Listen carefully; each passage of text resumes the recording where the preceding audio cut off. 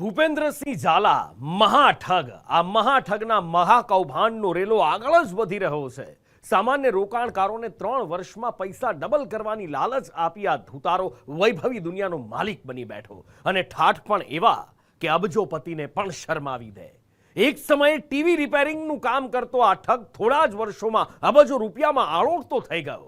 પણ પાપનો ભાંડો ક્યારેક ને ક્યારેક તો ફૂટે જ છે અને ફૂટ્યો। એક સમયે નેતાઓ સાથે ફરતો ઝાલા આજે પોલીસથી બચવા નાસ્તો ફરે છે। એની સામે તપાસનો રેલો હવે વિદેશ સુધી પહોંચવાની તૈયારીમાં છે, કેમ કે હવે ચિત્રમાં ઈડીની એન્ટ્રી થઈ છે। ગુજરાતમાં ઠગાઈના એકથી એક ચડિયાતા કેસ સામે આવ્યા છે। જો કે ભૂપેન્દ્રસિંહ ઝાલાએ ઠગાઈમાં હદ વટાવી દીધી છે। બીઝેડ ગ્રુપના નામે તેણે ઠગાઈની એવી જાળ પાથરી કે તેમાં સામાન્ય જનતાથી માંડી અધિકારીઓ પણ ફસાઈ ગયા। દરરોજ સામે આવી રહેલા કાંડ પરથી સમજી શકાય છે કે મહાઠગ ઝાલાએ કઈ હદે લોકોને લૂંટવાનું નેટવર્ક ગોઠવ્યું હતું। લોકોની મહેનતની પરસેવાની કમાણીને મહાકૌભાંડી ભૂપેન્દ્રસિંહે તેની અય્યાશીનું સાધન બનાવી દીધું। લખલૂટ આવકમાંથી ઠેર ઠેર સંપત્તિ ખરીદી। રાજકારણીઓથી માંડી જાણીતા કલાકારો સાથેના ઘરોબાથી આ મહાઠગ ઝાલાએ લક્ઝુરિયસ કારનો કાફલો અને આલિશાન બંગલા ખડકી દીધા। આ મહાઠગ તો ભૂગર્ભમાં ઉતરી ગયો, પણ તેના કારનામા પરથી દરરોજ પડદો ઉંચકાઈ રહ્યો છે। લોકગાયક રાજબા ગઢવી સાથેનો ભૂપેન્દ્ર ઝાલાનો આ વિડીયો જોઈ સમજી શકાય છે કે તેણે કોને પોતાની જાળમાં નહીં ફસાવ્યા હોય। આ દ્રશ્યો સાબરકાંઠાના લીંભોઈ ગામે આવેલા ફાર્મ હાઉસના છે, જે ભૂપેન્દ્રસિંહ ઝાલાએ જુલાઈમાં જ ખરીદ્યું હતું, જેના માટે તેણે 49,45,000 રૂપિયા ચૂકવ્યા હોવાનું સંદેશ ન્યૂઝને મળેલા પુરાવામાં સામે આવ્યું છે। આટલું જ નહીં, જુલાઈમાં આ જ કૌભાંડીએ એક શાળા પણ ખરીદી હતી। મોડાસાના સાકરિયા ગામે પણ કૌભાંડી ઝાલાએ થોડા સમય પહેલા એક જમીન ખરીદી હતી। 13,485 ચોરસ મીટરની જમીનને ઝાલાએ એ વખતે એને પણ કરાવી દીધી હતી, એટલે કે તે અહીં કોઈ બાંધકામની ફિરાકમાં હતો। છેલ્લા 4 દિવસથી ચર્ચામાં રહેલા ભૂપેન્દ્ર ઝાલાની વધુ એક જે મિલકત છે કે જે સંદેશ ન્યૂઝના કેમેરામાં કેદ થઈ છે। સંદેશ ન્યૂઝ એક્સક્લુઝિવ દ્રશ્યો બતાવવા માગે છે। ગ્રાઉન્ડ ઝીરો લેવલે પહોંચ્યું છે। આપ જોઈ શકો છો કે સર્વે નંબર 382 કે જે મોડાસા તાલુકાના સાકરિયા ગ્રામ પંચાયત વિસ્તારની અંદર આવેલી છે, લગભગ 13,400 ચોરસ મીટર કરતાં વધુ જે કરોડો રૂપિયાની જમીન છે, એ જમીન એમને ખરીદી દીધી છે। ત્યારે જે ગરીબ લોકોના વધુ લાલચ, વધુ જે વ્યાજ આપવાની લાલચ આપી અને જે ઉઘરાયેલા નાણાં છે, આવા નાણાંથી આવી અનેક મિલકતો છે। સંદેશ ન્યૂઝ ગ્રાઉન્ડ ઝીરો લેવલથી એક્સક્લુઝિવ દ્રશ્યો દર્શાવવા માંગી રહ્યું છે। લક્ઝુરિયસ કારની આ જે લાઈન તમે જોઈ રહ્યા છો, એ બધી જ કાર મહાઠગ ભૂપેન્દ્રસિંહ ઝાલાની માલિકીની છે। સીઆઈડી ક્રાઇમે ઝાલાના સાબરકાંઠાના નિવાસ સ્થાનેથી આ મોંઘીદાટ કાર જપ્ત કરી છે, જે દેખાડે છે કે લોકોના રૂપિયે એ કઈ હદે જલસા કરતો। બીઝેડ ગ્રુપના માલિકની અલગ અલગ મોંઘી અને કિંમતી ગાડીઓ, વોલ્વો, મર્સિડીઝ, પોર્શે, ફોર્ચ્યુનર અને હેરિયર જેવી મોંઘી ગાડીઓ પણ સીઆઈડી ક્રાઇમ દ્વારા કબજે કરવામાં આવી છે। એ પણ ધ્યાને આવ્યું છે કે આ જે ગાડીઓ છે એ રોકાણકારોના પૈસાથી મહાઠગ ભૂપેન્દ્ર ઝાલા શિક્ષણ જગતનો માફિયા બનવાના સપના જોતો હતો। આ માટે તેણે 2023માં સાબરકાંઠામાં ગ્રોમોર એજ્યુકેશન કેમ્પસ નામની કોલેજ ખરીદી હતી, જેમાં 4500થી વધુ વિદ્યાર્થીઓ ભણે છે। 33 એકરમાં ફેલાયેલી આ સંસ્થા માટે 82 કરોડમાં સોદો થયો હતો, પણ સંસ્થાના ટ્રસ્ટીનું માનીએ તો ઝાલાએ તેમાંથી ફક્ત 26 કરોડ રૂપિયા ચૂકવ્યા છે, બાકીના પૈસા હજી નથી ચૂકવ્યા। 80 કરોડ અને 50 લાખની અંદર આ સમગ્ર મિલકત સાથેનું અમે એની સાથે ડીલ ફાઇનલ કર્યું। 3 ઇન્સ્ટોલમેન્ટની અંદર આ પેમેન્ટ અમને ચૂકવવાનું હતું। પહેલું ઇન્સ્ટોલમેન્ટમાં 26 કરોડ રૂપિયા અમને ઓફિશિયલ 1 થી 1.5 મહિનાની અંદર આપી દીધા। ત્યારબાદ મે 31, 2024ના દિવસે બીજા ઇન્સ્ટોલમેન્ટ પેટે પણ એમને 26 કરોડ રૂપિયા અમને આપવા। હજારો લોકોને નવડાવીને, રાતા પાણીએ રોવડાવીને ભૂપેન્દ્રસિંહ ઝાલા વિદેશ નાસી છૂટ્યો હોવાનું જણાવાય છે। સૂત્રોનું માનીએ તો ઝાલા નેપાળમાં છુપાયેલો છે।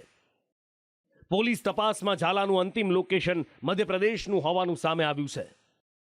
અહીંયાથી જ તેનો ફોન બંધ થયો હતો. આ મહાઠગ એમ પણ લોકોના રૂપિયે અગાઉ અનેક વખત પ્રવાસ કરી ચૂક્યો છે. થાઈલેન્ડ, પતાયા, સિંગાપુરમાં ફરવાનો એ શોખીન છે. સવાલ અહીંયા થવો સ્વાભાવિક છે કે થોડા વર્ષો પહેલા જ ટીવી રિપેરિંગનું કામ કરતો ભૂપેન્દ્રસિંહ ટૂંક સમયમાં કેવી રીતે અબજોમાં આળોટવા લાગ્યો? એનો જવાબ છે રાજકીય અગ્રણીઓ સાથેનો ઘરોબો. ઠાકોર ક્ષત્રિય સેના સાથે જોડાઈને તે જનતા રેડમાં જતો. આ રીતે એ નેતાઓના સંપર્કમાં આવ્યો. ભાજપના નેતાઓ સાથે ભૂપેન્દ્રસિંહના ગાઢ સંબંધ છે. ચૂંટણી સમયે એ નેતાઓને મદદ પણ કરતો. 6,000 કરોડના કૌભાંડમાં પોલીસે અત્યાર સુધી BZ ગ્રુપના 7 એજન્ટોની ધરપકડ કરી છે. ઝાલાનો મુખ્ય એજન્ટ મયુર દરજી પણ 2 દિવસના રિમાન્ડ પર છે. લોકોને છેતરપિંડીની જાળમાં ફસાવતા આ એજન્ટના જલસા પણ જોઈ લો. એના જલસા પણ એના માલિકથી કંઈ ઓછા નથી. મયુર દરજીના શોખ અને એના ઠાઠ જુઓ. ડોલર ગણી રહ્યો છે, સામાન્ય લોકોના રૂપિયા ઉડાવી રહ્યો છે. ઝાલા એના એજન્ટોને મર્સિડીઝ સહિતની મોંઘીદાટ કાર કમિશનમાં આપતો એનો આ પુરાવો છે. હવે આ દ્રશ્યો જુઓ.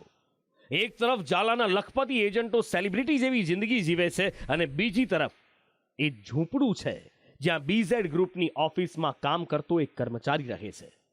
જી હા, હિંમતનગરના મહેતાપુરમાં આવેલું આ એ જ આશિક ભરથરીનું ઘર છે જેની CID ક્રાઇમે ધરપકડ કરી છે. એના પિતાનો દાવો છે કે આશિક BZની ઓફિસમાં સાફ સફાઈનું કામ કરતો. એ કામ કરતો તો ના બધું કચરા પોતું ઓફિસમાં બેસન વાઈન કેર આવે. કોને ત્યાં કઈ ઓફિસમાં કામ કરતો હતો? BZમાં કચરા પોતું વાસણ કરીએ છીએ. મારો દીકરો BZ ગ્રુપમાં નોકરી કરતો હતો, કચરા પોતું કરતો હતો, ઓફિસ 2 વાર બંધ કરવાનું, સ્વચ્છ સવાર બસ એટલું કામ કરતો. સાહેબ અમે સરકારને નિયમન કરીએ છીએ, મારો છોકરો નિર્દોષ છે, છૂટો કરી નાખો સાહેબ. અમને પકડવા આવ્યા તાના એ છોકરા એવું કીધું કે 2 કલાકમાં મમ્મી મારું થશે, હું 2 કલાકમાં આવું છું, હું થોડી વાર કામમાં મને. જેની પાસે પાકું ઘર નથી, જેના ઝૂંપડામાં કાચી છત નથી, એ પોલીસ માટે આરોપી છે. માતા પિતા દીકરાની ભાળ મેળવવા રઝળપાટ કરી રહ્યા છે. ભૂપેન્દ્રસિંહ ઝાલા ભલે પોલીસને મળતો ન હોય, પણ આશિક ભરથરી જેવા ગરીબો જરૂર મળી જાય છે. CID ક્રાઇમે BZ ગ્રુપના CA ઋષિત મહેતા પર પણ સકંજો કસ્યો છે. પોલીસે હિંમતનગરમાં આવેલા મહેતાના ઘરે તપાસ કરી ત્યારે એજન્ટોની જેમ તેના ઘરે પણ મોંઘી દાટ કાર જોવા મળી. CID ક્રાઇમે CA ઋષિત મહેતાને તેની કાર સાથે પૂછપરછ માટે ગાંધીનગર તેડાવ્યો છે. એની પૂછપરછમાં પૈસાની લેવડ દેવડ અને કેટલા લોકો પાસેથી કેટલા રૂપિયા ઉઘરાવવામાં આવ્યા છે એનું ખરું ચિત્ર સામે આવી શકે છે. ફક્ત છેતરામણી ઇન્વેસ્ટમેન્ટ સ્કીમ જ નહીં, મહાઠગ ભૂપેન્દ્રસિંહ ઝાલા ફાઇનાન્સ કંપની પણ ચલાવતો. મોડાસામાં એક્સોન ફાઇનાન્સ એન્ડ સિક્યોરિટી નામની સ્મોલ બેંક ઝાલાએ 6 નવેમ્બર 2024ના રોજ શરૂ કરી હતી, જે પહેલા યુનિટી એન્ડ સિક્યોરિટી ફાઇનાન્સ તરીકે ઓળખાતી. નવાઈની વાત એ છે કે રાજ્ય સરકારના પૂર્વ મંત્રી ભીખુસિંહ પરમારના પુત્ર અને ઝાલાના ભાઈબંધ રણજીતસિંહ આ કંપનીના ઉદ્ઘાટન સમારોહમાં સામેલ થયા હતા. પણ હવે તેની અન્ય ઓફિસની જેમ અહીં પણ તાળા લટકે છે. ભૂપેન્દ્રસિંહે મૈત્રી ફાઉન્ડેશન નામનું એક ટ્રસ્ટ પણ બનાવ્યું હતું. આ જ મહિને એટલે કે 13 નવેમ્બરે પૂર્વ મંત્રી ભીખુસિંહના પુત્ર કરણસિંહ અને મહેમદાવાદના ધારાસભ્ય અર્જુનસિંહ ચૌહાણને તેણે ટ્રસ્ટના સભ્ય બનાવ્યા હતા. આ દાવો મૈત્રી ફાઉન્ડેશનના ખજાનચી અનિલ કાવઠેએ કર્યો છે. મૈત્રી ફાઉન્ડેશન નામ છે અને જેનું રિસેન્ટલી લગભગ 4-5 મહિના એનું આપણે રજિસ્ટ્રેશન કરાવ્યું છે. અને એમાં ભૂપેન્દ્રસિંહ ઝાલા, હું, મારા એક મિત્ર કમલેશભાઈ, પછી કમલેશભાઈ ચૌહાણ, ધવલભાઈ પટેલ, આપણે કિરણસિંહ ભીખુસિંહ પરમાર, અમીશભાઈ, અસીમભાઈ, પલકભાઈ, ધવલભાઈ, આ બધા ટોટલ 11 ટ્રસ્ટીઓ છે. મૈત્રી ફાઉન્ડેશન એ જે પણ અનાથ નિરાધાર બાળકો હોય, જે 14 વર્ષથી ઓછી ઉંમરના હોય અને જેમના માથે છત ના હોય, તો એવા બાળકો માટે મકાન માટેની વ્યવસ્થા કરતા. એટલે કે એક તરફ ઝાલાએ અનાથ બાળકો માટે ટ્રસ્ટ ખોલ્યું, ત્યાં બીજી તરફ ખેડૂતો અને શિક્ષકોને લૂંટતો રહ્યો. ફક્ત ઉત્તર ગુજરાત જ નહીં, પણ મધ્ય ગુજરાતમાં પણ ઝાલાએ પોન્જી સ્કીમનું સામ્રાજ્ય ફેલાવ્યું. મહીસાગરના લુણાવાડામાં પણ બીઝેડ ગ્રુપની ઓફિસ હોવાનો પર્દાફાશ થયો છે. શહેરના નંદન આર્કેડમાં આવેલી આ એ જ ઓફિસ છે જ્યાં 4 દિવસથી તાળા લટકે છે. આસપાસના લોકો ઓફિસની કામગીરીથી અજાણ છે. લુણાવાડામાં જોવા મળે છે. હું એ દ્રશ્યો આપને બતાવવા માંગીશ કે જ્યાં લુણાવાડા મોડાસા હાઈવે પર આવેલા નંદન માર્કેટની અંદર આ બીજેડ ગ્રુપ ફાઇનાન્શિયલની ઓફિસ આવેલી છે કે જ્યાં છેલ્લા કેટલાય સમયથી આ ઓફિસ કાર્યરત હતી, પરંતુ છેલ્લા 6 દિવસથી આ ઓફિસે અચાનક જ તાળા વાગી જતા અનેક પ્રકારના તર્ક વિતર્ક સર્જાયા છે. જો કે જોવું એ રહ્યું કે અહીંના કેટલા લોકો આ ઓફિસના સંપર્કમાં હતા, તેમજ જિલ્લાની આજુબાજુમાં આ બીજેડ ગ્રુપ દ્વારા કયા પ્રકારની કામગીરી કરવામાં આવી છે, કોની સાથે કામગીરી કરવામાં આવી છે, સમગ્ર બાબતે હાલ તો જે પોલીસ છે તે તપાસ કરી. મહાઠગ ભૂપેન્દ્રસિંહ ઝાલા ફક્ત નાણાકીય જ નહીં પણ ફોજદારી ગુનામાં પણ સંડોવાયેલો છે. અગાઉ અમદાવાદના નિકોલથી હથિયાર સાથે ઝડપાયો હતો, જે બદલ 17 નવેમ્બર 2018ના રોજ ક્રાઇમ બ્રાન્ચે તેની સામે ગુનો દાખલ કર્યો હતો. આ તસવીર એ જ સમયની છે. રફીક નામના વ્યક્તિને તેણે રૂપિયા આપ્યા હતા. જો કે રૂપિયા ન મળતા તેણે રફીકની પિસ્તોલ અને કારતૂસ લઈ લીધા હતા. આ કિસ્સો તેની ગુનાહિત કુંડળી તરફ નિર્દેશ કરે છે. ઝાલાએ પાથરેલી મસ્ત મોટી છેતરપિંડીની જાળના કારણે હવે તે અન્ય એજન્સીઓના રડારમાં પણ આવી ગયો છે.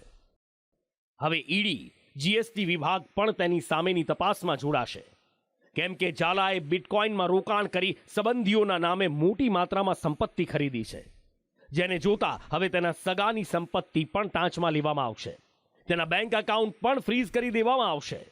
તપાસનો રેલો અન્ય રાજ્ય સુધી પણ ફેલાશે. વિદેશોમાં પણ તેણે પ્રોપર્ટી ખરીદી હોવાની ચર્ચા છે. વિદેશી બેંકોના તેના ખાતા પણ તપાસ એજન્સીઓના રડારમાં છે. ત્યારે જોવાનું એ છે કે મહાઠગ, મહાકૌભાંડી ઝાલા પોલીસના હાથમાં ક્યારે આવે છે. બ્યુરો રિપોર્ટ, સંદેશ ન્યૂઝ.